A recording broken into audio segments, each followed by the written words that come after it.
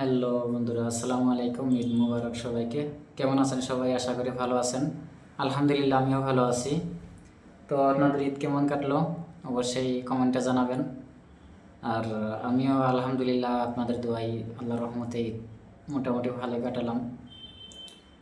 আর এইবার first experience হয়ে গেল বেঙ্গালুরে আসার পরে। এইবার প্রথম একা একা ঈদ করলাম আর কি। এর আগে যদিও একা একাই ছিলাম, তারপরেও কেউ না কেউ সাথে ছিল ঈদের সময়, কিন্তু এইবার একেবারে একা। আমার সাথে যে ছিল সেও বাড়ি চলে গেছে।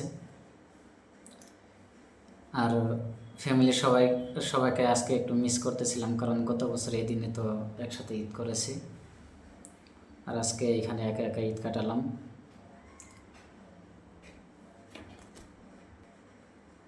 তো যদি ভাগ্যে থাকে তাহলে অবশ্যই আগামী ঈদটা ফ্যামিলির সাথে কাটাতে পারবো ইনশাল্লাহ।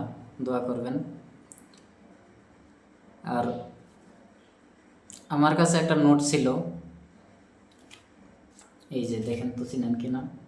এটা হচ্ছে 5 টাকার নোট। এটা আমি অনেক দিন আগে মানিব্যাগে রেখে দিয়েছিলাম স্মৃতি হিসাবে, কারণ এই 5 টাকাতে আমাদের অনেক স্মৃতি জমে আছে।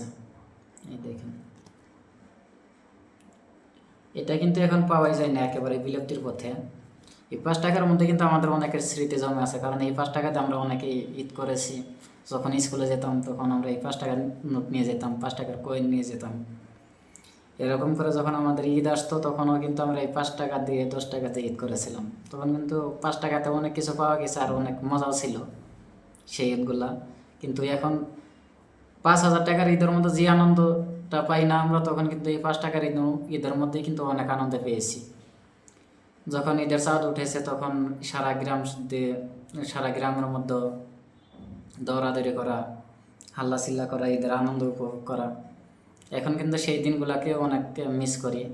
মাঝে মধ্যে মনে হয় সেই দিনগুলোতে যদি আবার ফিরে যেতে পারতাম। আসলে তো সে সুযোগ আর তো নেই।